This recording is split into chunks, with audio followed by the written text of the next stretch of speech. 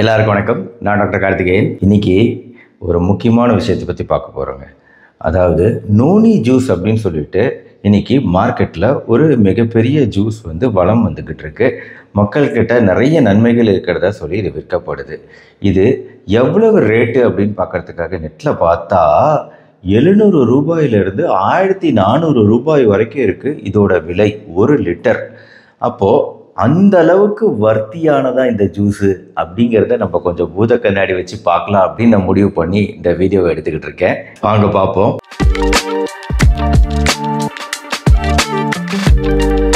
இந்த ஜூஸ் எந்த பழத்துலேருந்து எடுக்கப்படுது அப்படின்னா மொரிண்டா சிட்ரிஃபோலியா அப்படிங்கிற ஒரு பழத்துலேருந்து எடுக்கப்படுது. தென்கிழக்கு ஆசிய நாடுகள், ஆஸ்திரேலியா போன்ற இடங்களில் பரவலாக விளையக்கூடிய, உலகம் பூரா விளையக்கூடிய இந்த பழத்துக்கு கிட்டத்தட்ட 100 வகையான பெயர்கள் உண்டு. Great morinda, Indian mulberry, beach mulberry, owl tree, cheese fruit, vomit fruit. வாமிட் ஃப்ரூட்டா? ஆமாங்க. ஆக்சுவலாக இந்த பழத்தோட பேர் அதென்ன வாந்தி பழம். கேட்கும்போதே ஒரு மாதிரி இருக்கே அப்படின்னு பார்த்தீங்கன்னா, இந்த பழத்தோட ஸ்மெல்லு பஞ்சன்ட் ஓடர் அப்படின்னு ஆங்கிலத்தில் சொல்லப்படுது. பஞ்சன்ட் அப்படின்னா ரொம்ப ஷார்ப்பான கடுமையான ஒரு வாடை. இந்த வாடை இருக்கும்போது நம்மளுக்கு பழத்தை சாப்பிடணுன்னே தோணாதில்ல, அந்த மாதிரி ஒரு வாடை அடிக்கும். ஆனால் இந்த பழம் சாதாரண பழம் இல்லைங்க.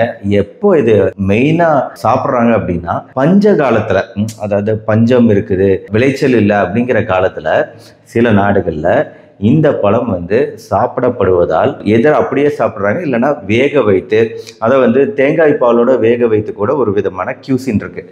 இந்த மாதிரி வேக வைத்தோ சாப்பிடப்படக்கூடிய இந்த பழம், அதனால தான் இதுக்கு பேர் ஸ்டார்வேஷன் ஃப்ரூட், பட்டினி பழம் அப்படின்னே இதுக்கு பேர். ஏன்னா பஞ்ச காலங்களில் பயன்படுத்தக்கூடிய, சாப்பிடக்கூடிய ஒரு பழம் அப்படிங்கிறதுனால.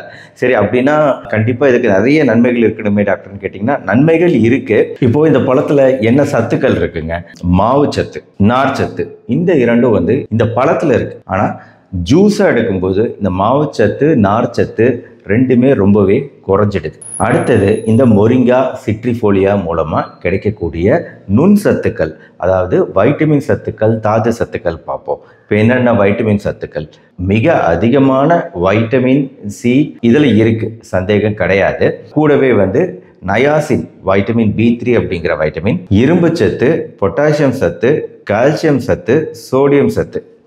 இப்போ இத்தனை சத்துக்களை நான் சொன்னாலும் இதெல்லாம் பழத்தில் இருக்கு. பட் ஜூஸ் அப்படின்னு எடுக்கும்போது பெரும்பாலும் மற்ற சத்துக்கள்லாம் ஒதுக்கப்பட்டு வைட்டமின் சி தான் அதிகமாக நம்மளுக்கு ஜூஸ் மூலமாக கிடைக்குது. இப்போ ஒரு முக்கியமான பாயிண்ட்டுக்கு வரேன். இந்த ஜூஸ் மூலமாக இந்த பழத்தில் இருக்கக்கூடிய வைட்டமின் சி அப்படிங்கிறது எவ்வளோ தெரியுங்களா? 100 கிராமுக்கு 34 மில்லிகிராம் வைட்டமின் சி இருக்கு.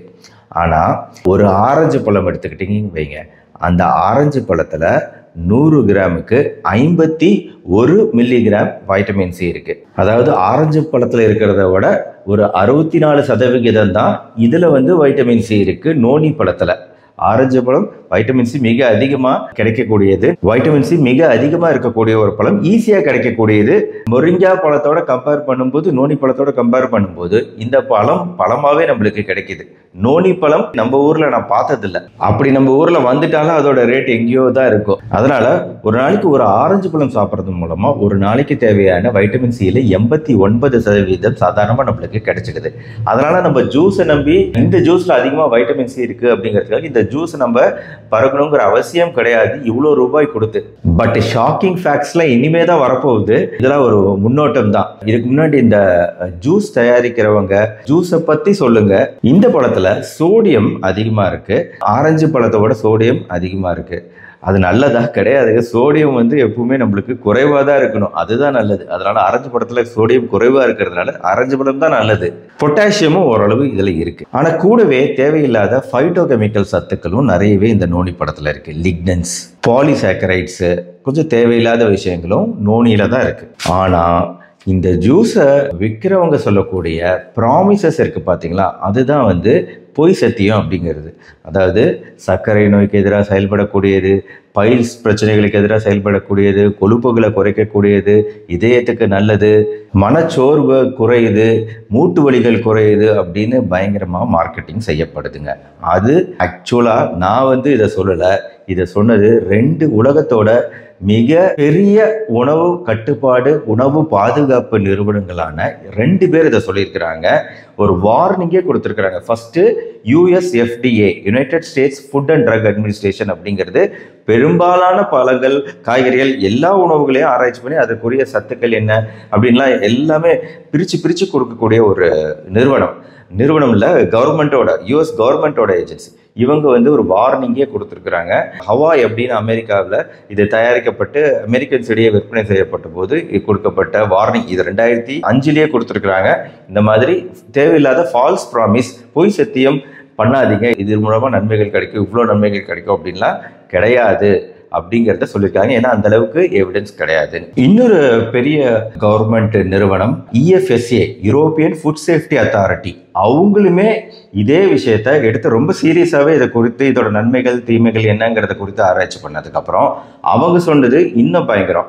அதாவது அவங்க 2005 ஆராய்ச்சிகள்லாம் ஆரம்பித்து 2008 அவங்க வார்னிங் கொடுத்தது மட்டும் இல்லாமல் என்ன விதமான முடிவுகள் அவங்க ரிசல்ட்டை வந்திருக்கு அப்படின்னா, நோனி பழம்னால நம்மளுக்கு கொஞ்சம் ஹெப்படோடாக்சிக் பண்புகள், லிவர் டாக்ஸிசிட்டி பண்புகள் இருக்கு அப்படிங்கிறது சொல்லியிருக்கிறாங்க ப்ரிகாஷனரியா. குறிப்பா இந்த நோனி மரம், இலை, வேர், பழம் எல்லாத்துலேயுமே இருக்கக்கூடிய ஆந்த்ரக்வினோலோன் அப்படிங்கிற இந்த கெமிக்கல் நம்ம கல்லீரலுக்கு நச்சுத்தன்மையை உண்டாக்கக்கூடியதா இப்போ இந்த ஆராய்ச்சிகளை தெரிய வருது. ஹெப்படைட்டிஸ் அப்படின்னு சொல்லிட்டு கல்லீரல் வீக்கம் உண்டாகிறதுக்கும் ஒரு காரணமாக அமையுது இதில் இருக்கக்கூடிய ஆந்த்ரக்வினோலோன். கிட்னி ப்ராப்ளம் இருக்கிறவங்க யூஸ்வலாக பழம் சாப்பிட்றது நிறைய பழங்களை அவாய்ட் பண்ண வேண்டியிருக்கும். அதில் குறிப்பாக கட்டாயம் அவாய்ட் பண்ண வேண்டிய பழம் இந்த பழம்.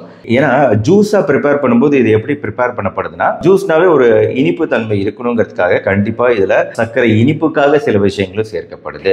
89% நோனி ஜூஸ் இருக்குன்னா 11% திராட்சை ஜூஸ், இது இல்லாமல் ப்ளூபெர்ரி அப்படிங்கிற இன்னொரு பெர்ரி பழ வகை ஜூஸ் இதெல்லாம் சேர்க்கப்பட்டு கொஞ்சம் இனிப்புத்தன்மையும் சேர்க்கப்பட்டு வரதுனால இந்த இனிப்புத்தன்மை அப்படிங்கிறது ஆக்சுவலாக நம்ம ரத்த சர்க்கரை அளவுகளை ஏற்றத்துக்கு தான் உதவி புரியுது, குறைக்கிறதுக்கு இல்லை. அதனால இப்போ இந்த அளவுக்கு கண்ட்ரோல் அந்த தயாரிப்பு நிறுவனங்கள் மேல இந்த USFDAவும் EFSAவும் போடுறாங்க அப்படின்னா நம்ம எவ்வளவு ஜாக்கிரதையா இருக்கணும். நம்ம ஊர்ல அந்த அளவுக்கு கண்ட்ரோல் இல்லாததுனால தான் பிரச்சனையே. நம்ம ஊர்ல கண்ட்ரோல் இருந்துச்சு அப்படின்னா ப்ராப்பரா உள்ள வந்திருக்கணும். ஒரு பிளாக் மார்க்கெட் மாதிரி இப்ப கிராமமா இந்த நோனி ஜூஸை பற்றி எங்கே தெரியும்னா, எங்கள் அம்மா ஊரான தம்மம்பட்டியில் தெரியும்.